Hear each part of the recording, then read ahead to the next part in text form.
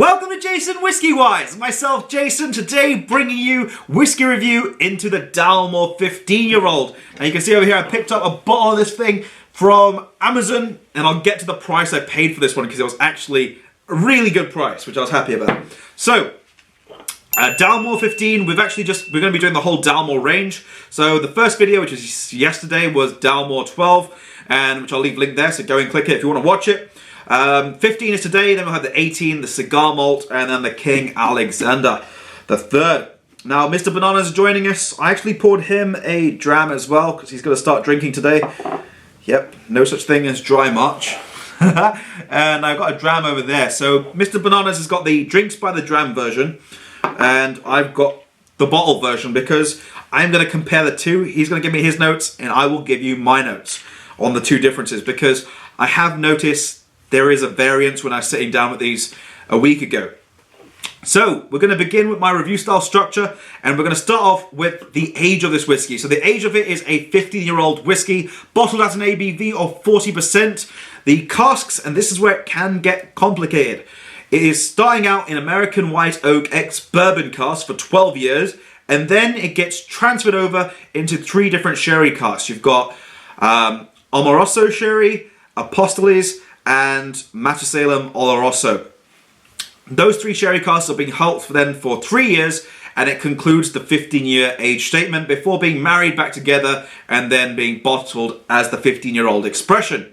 The distillery itself is the Dalmore Distillery, which I actually passed in October when I was on my way up to Clynelish and Brora. So fingers crossed, in 2 months' time, I'll be back and I'll go and visit Dalmore and take you guys along with me. Now, the actual parent company is White & Mackay, and they do own a blend and also Jura, and the region is from the Highlands of Scotland. It's just a little bit north of Inverness. Now, the actual price on this sort of bottle, it goes for approximately around about £55.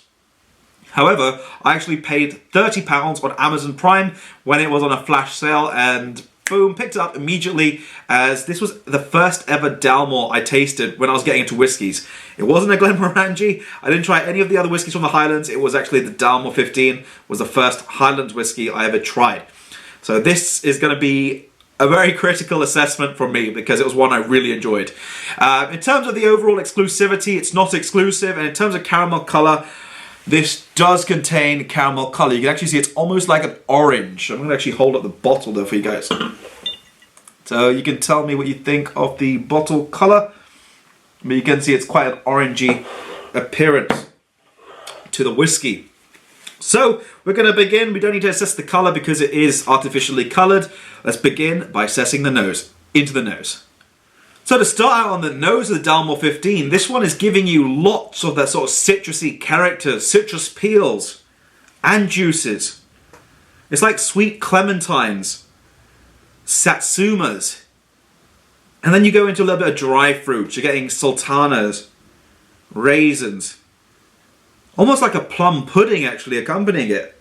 A little bit of caramel, red apples, and a slight cereal note on the end of that.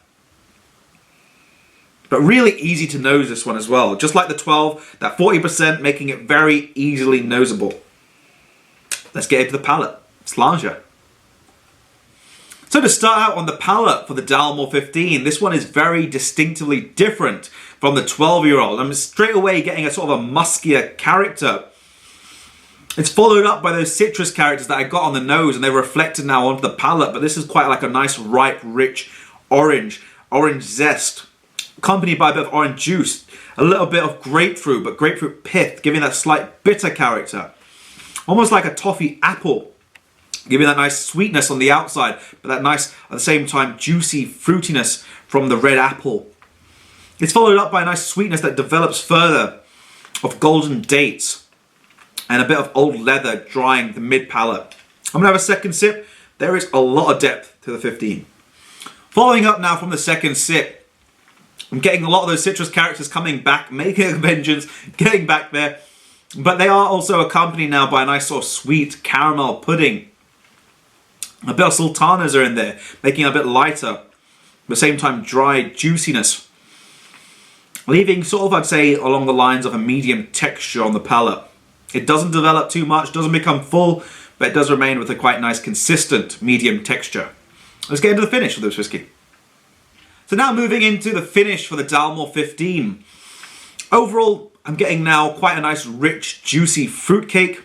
Actually, maybe say fig cake, not fruit cake. Lots of figs coming in here. That juiciness coming through from them, quite fresh. It's followed up by a little bit of a coating of chocolate. It's like you've melted a chocolate flake and it's just sort of dissolving on the palate very softly. And then also, right behind that mocha coffee chocolate note, which sort of just now is starting to emerge from the Dalmore range.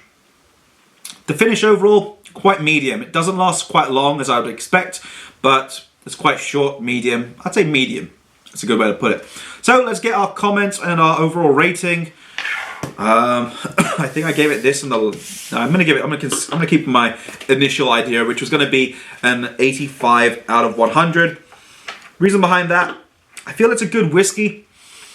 I do have a soft spot for it. However, there is just the fact that it does have caramel color, which really pulls it down, and the price point being almost at £60, which I think is asking a bit much for a 15-year-old expression. You know what? I probably might drop this. I'm going to drop it down to an 84. I changed my mind. I do have a soft spot, but I'm not going to let that cloud my judgment. Price-wise, I think it's too high in price at around about £60. Caramel color, which I think is a big no-no. I just don't really see why they need to do it. But overall, comments on the whiskey, it is a little sweeter than the 12-year-old. It does have quite a nice body, but it does dominate quite a lot with that citrus character throughout, from the nose, palate, into the finish. It is also the first part where you actually get to see the coffee character coming through in the Dalmore range. It's like a mocha coffee, chocolate coffee. But in terms of if I had to compare this to the 12-year-old, for price-wise, I'll take the 12. At the same time, I just feel you're getting a little bit more depth. I feel the 15 was good in depth, but the 12, for me, just overdoes it. Let me know your thoughts if you have tried the Dalmore 15 and the 12, and what's your opinion on the two. But for me, I think the 12 edges over this one ever so slightly.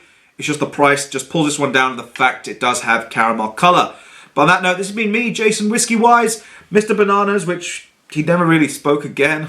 You gotta start speaking, buddy. If you have enjoyed the video, drop it a thumbs up. Be sure to hit the subscribe button. And also, be sure to check out some other Dalmore videos, which I'll leave up on screen. And this has been JasonWhiskyWise, Mr. Bananas, and we'll catch you all for the next video. Sláinte.